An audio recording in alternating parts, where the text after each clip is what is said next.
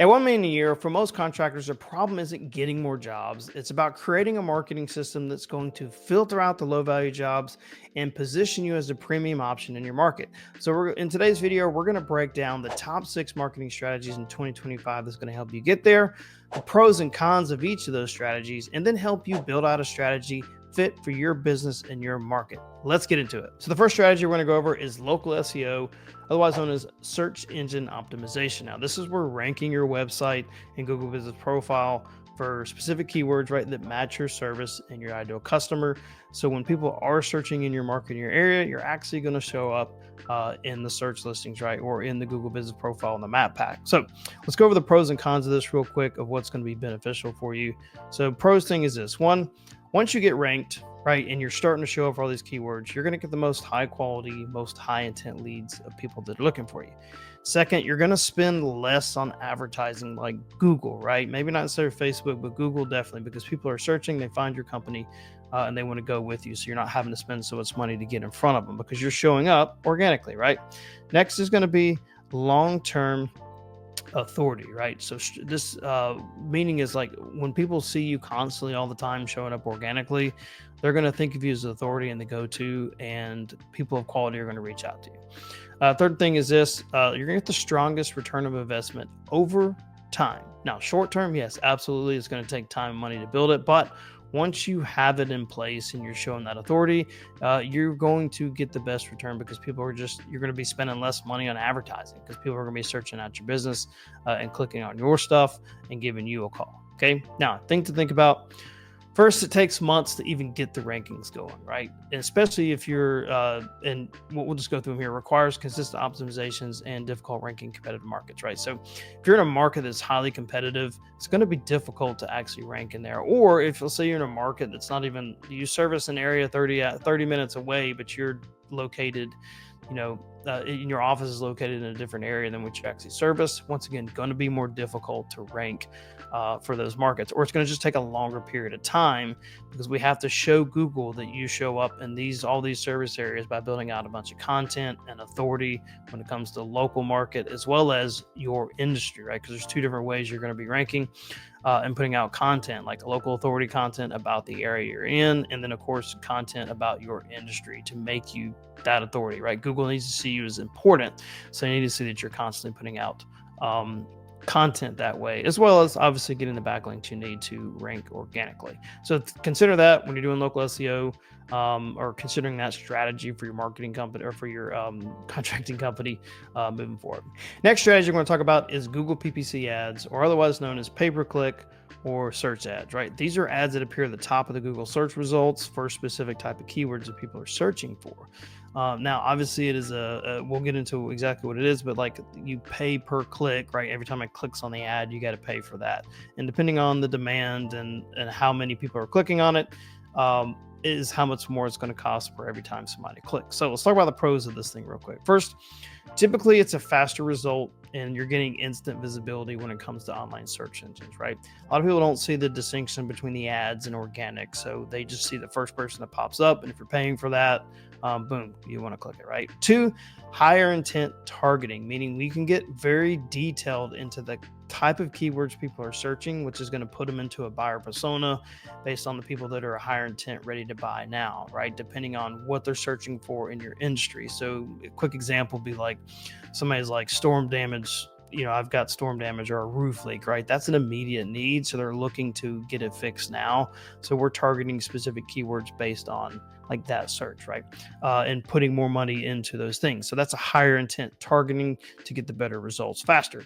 It's easily scalable. So once you have it optimized and it is rocking and rolling, it's so easy to scale it out and to really keep keep on the pulse to generate leads more when you need it, right? And as you grow. So super easy to scale. And then it's just easily measured and tracked. You can go very granular deep into the kind of keywords that come through.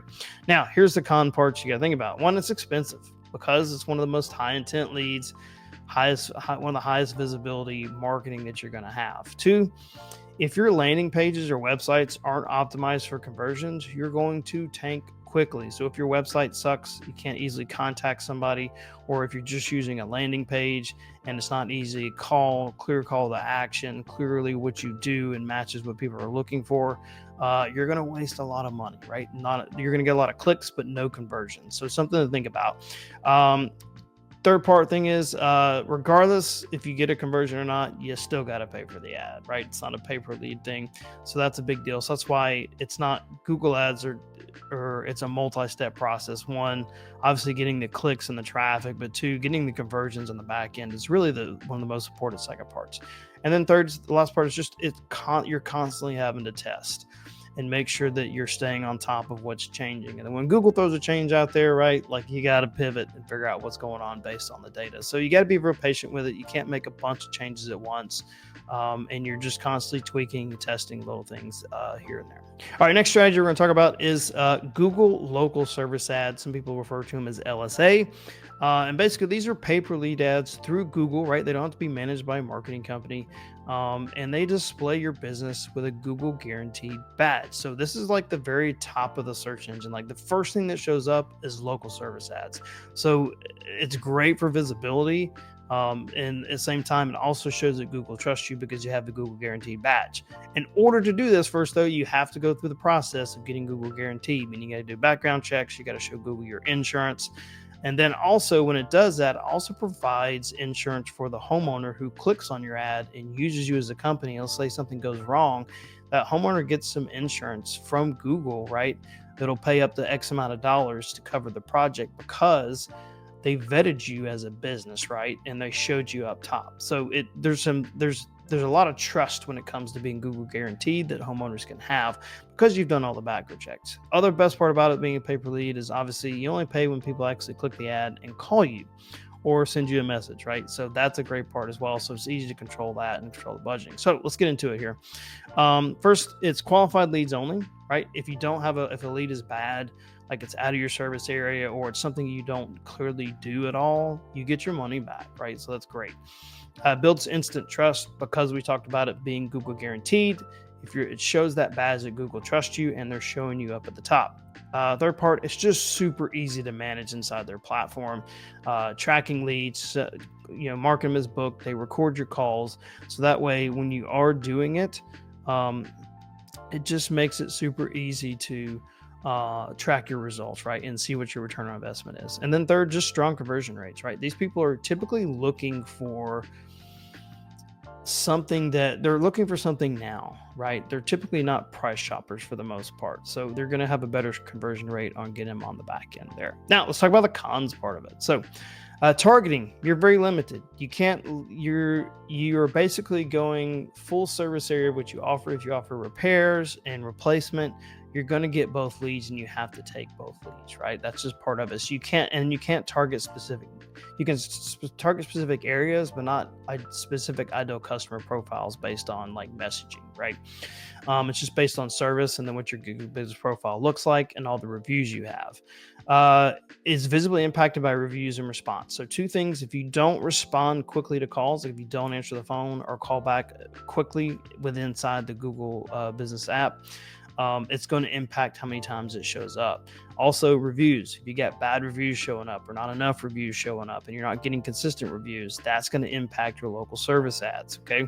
So you have to consistently be getting reviews. That's be in your sales process. And then making sure you're answering every phone call. You have voice AI softwares out there now, like our company, we have Presto Voice AI, that you can actually set up a call to call back or just to answer the phone, period. So that way you're getting a great experience and you'll continue to be shown with the local service ads. Now, last part thing is just not in every market. So if it's a slower market and you're in a rural area, a lot of times they may not even have it available. So just keep that in mind when you're running Google local service ads. All right, next strategy, let's talk about Facebook ads or Facebook Instagram ads or meta ads. And all those. This is one of probably the most controversial ways of advertising your business now, because it used to be so easy 3-4 years ago, and now it's a lot more difficult because there's a lot more noise. It's easier to run ads, all this kind of stuff. So there's a lot of things that go into this that just make it more difficult. Now, here's the things to think about. And for those who don't know, running ads on Facebook and Instagram, basically you're promoting services, showcasing your projects, and generating leads. and doing a lot of brand awareness. So it runs on all the Facebook platforms, Instagram platforms, and all over the place, right, where it shows up there. So that being said, and of course with Facebook, it's a disruptive platform. So you're not necessarily have people that are actively searching, right? Like on Google, it's disrupting their day to get them to look at your ad and decide if it's something they need. Now, you can still target people who have been looking for your service or what you offer, and it does that naturally, but it's not people like searching actively on Facebook versus Google, right? So the intent is typically a little different. Doesn't mean you can't win on it. So let's talk about the pros. First, amazing for brand awareness and building trust and putting out videos that are going to do those things specifically, to build awareness in your market, to show people who you are, what your business is about, customers you serve, all those things. Two, it's great for promoting finance offers. If you're a contractor, you should be offering financing with a company like Improvify, to be able to put out really good deals. So like you should be able to showing people that you offer financing and affordable payments for these big projects, so they don't deplete their savings accounts. This is a great way to show that. Three, showcase visual projects. So like if you do for most contractors, a lot of stuff you do is visual, maybe not like HVAC.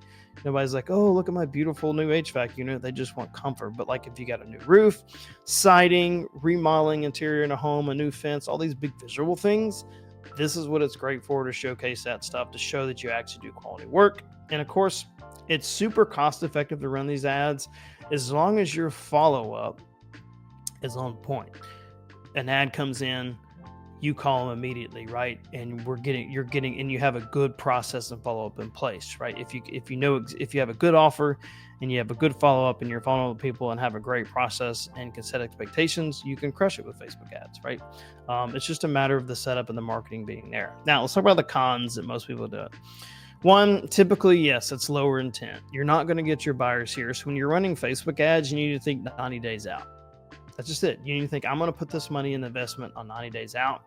And that's when I'm going to start really expecting the return to come in on Facebook. And really for most advertising, it's kind of the way it is. You're looking for contractors 60, 90 days out for all this stuff to really working, to start seeing the return and all that kind of stuff. So when you get started on this journey of running Facebook ads or any paid marketing, just know that you're looking 60, 90, 120 days out for this stuff to be working really well and get dialed in and on point. But once it is, then you're rocking and rolling. Second part to it is it requires a fast response, right? If you can't call these people immediately or don't have a way to call and text these people immediately and automations that are great to get them booked, they're going to fail. They're just going to fall through the cracks. And third, you're always having to constantly test the creative, meaning the video, the graphic design, the photo.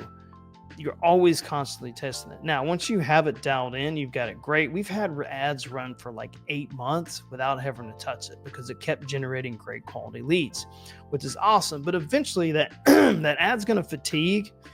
People are going to get tired of looking at it. The audience get tired of looking at it, and it's just not going to work anymore.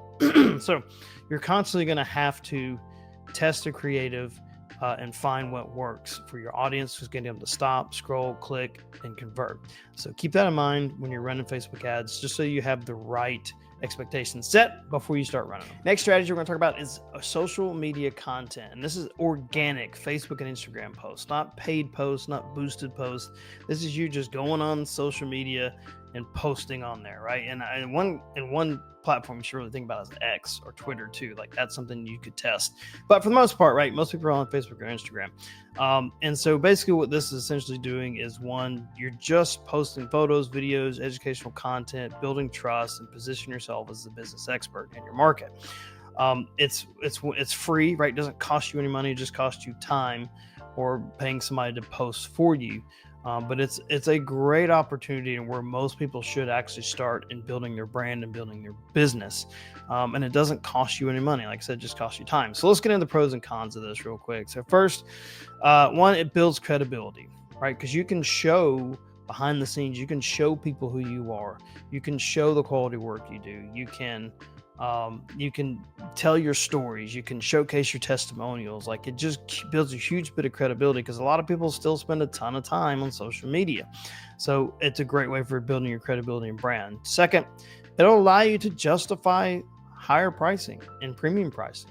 because they can see the quality work. They can see the kind of person you are. They know what to expect. They know how you handle when bad jobs come up. Like they see all these things. They trust you, so it's going to be easier to pay the premium pricing or get the better clients. Third, it's a big compliment to paid ads. So if you're running brand awareness ads or you're running lead generation ads on social media, or even Google for that matter, people look you up. They look you up on social media. Are these people in business? What are they about? What's on socials? Do they even have a social media presence? And if they don't, are they really in business? Like, they think about these things. So it's a big compliment when you have a good organic social media presence to complement the ads you have coming out. The next part is it's great for driving referrals and repeat business, right? If I'm referring somebody to this company and they go on social media and look them up, and they do vet and see that they do great things and they're doing all the things that my friend says, just adds to the referrals and makes them super easy to convert. Next part. So here's the cons. Here's the difficult parts, but it's just consistent effort and planning. You got to have a strategy in place. You can't just spitball it, right? You need to look at, like, what are we gonna talk about this week? What projects do we have going on as a contractor? Anybody we can get on a video testimonial. Let's talk about this. We're getting these objections and sales a lot, so let's make sure we push this to make sure we're overcoming those in the front end of our marketing. Like, all this stuff, you need to be considering planning out what you're going to put out weekly, and you need to get your butt on video, period. If you get on video, you're creating a trust factor that people will almost treat you like a celebrity in a way if they've seen you on video before. Like, hey, I saw you in that video. Trust me, it works. I can't tell how many times I've gone to conferences and, like, contractors, people are like, oh yeah, I've seen you on video. Like, I've seen your videos. I get on sales calls. Hey, I've seen your videos. And that's what they talk about, right? So it's crazy, but it works. Promise. It's not typically a direct lead generation thing. So it's really more of a branding aspect. And that's the hard part for people to understand. Like, is this really going to pay off? Like, I didn't get a bunch of leads from the social media I posted last week. Yes, it will pay off. But it's, once again, it's like SEO. It's a long-term branding play to create authority. And then it just takes time to build momentum. But once you do have the momentum and you have that in place and you're rocking and rolling, social media is one of the best places to generate leads, grow your brand, and grow your business. All right, and the last strategy is going to be probably one of the most important, and it's not necessarily a standalone thing, but it's follow-up with using voice AI, text messages, or email, right? Your follow-up is so crucial. This is where most people miss the mark on their marketing, is because they don't think of follow-up as part of their marketing when it's actually one of the hugest parts of their marketing. If you don't have a way to call somebody immediately or send them a text to make sure that we got them, like, there's features in products like Go High Level that if somebody calls you and you miss the call, it'll text right back. Hey, so sorry we missed your call. What can I do to help? And then you can start a conversation and engage with somebody if you can't answer the phone. Or, like, we have a product called Presto Voice AI that will answer the phone for you, or will call back a lead that comes through a website form. And it just adds to a quick way to communicate to people and get them on the phone. So you're getting leads qualified, getting them booked into an appointment, going out and doing an estimate, right? And it just creates a better customer journey and experience. Because most of the time with contractors, the biggest complaint is lack of communication, not just from the beginning, but just period and end of story, right? And then, of course, email as well, like considering email marketing. So let's get into all this stuff. I'm going through stuff, of what it is. Let's go through pros and cons here. First, it's the best way to maximize your leads and follow-up, right? And making sure that you are getting them through touch points, retarget them later with offers that you have through text or email. And it's going to help you improve your close rates. We talked about this. It's going to help you with referrals. Doing referral campaigns through email or text is great. And then it's inexpensive to implement, right? Usually in your CRMs that you have, or voice AIs, or not voice AIs, but or automation softwares, it's typically less expensive than running a bunch of $1,000 a month paid ads. And you're targeting people that are already warm, right? People that engage with you. Now, here's the things you got to think about. First, if you're going to run campaigns through text and email, you have to have consent and their contact information first. So when you are collecting information on your website or collecting information from a client or an ad, it needs to show in there that they consent to receiving marketing follow-ups, right, or marketing materials, and then there has to be a way to show that they can opt out of it, right? If you don't have those and you're trying to go get through registration for A2P, to run text campaigns, it will fail every time and they'll block your number or delete your number altogether, give it to somebody else. So keep that in mind. You have to have the right consent and contact info to run these campaigns for text mainly. You got to have personalized messaging, and you got to have a system in place, right? Make sure that your messaging isn't generic. Make sure it fits your brand and it fits the customer.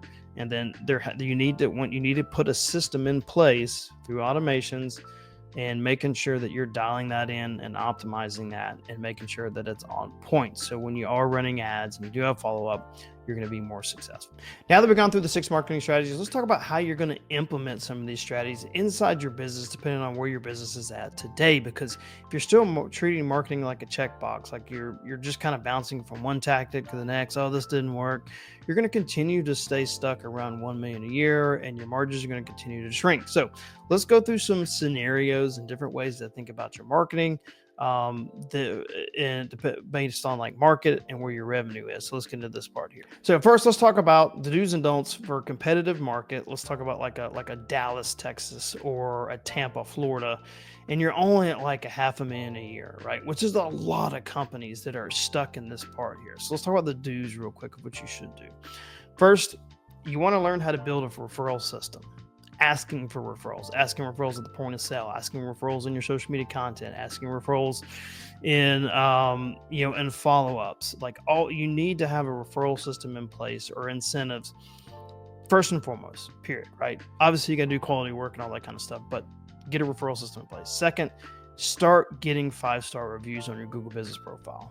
That's a big key. Asking reviews, getting referrals. While it's not a direct lead generation, it's going to be the foundational pieces you need to get past 1 million a year. Third, social media content. It's free.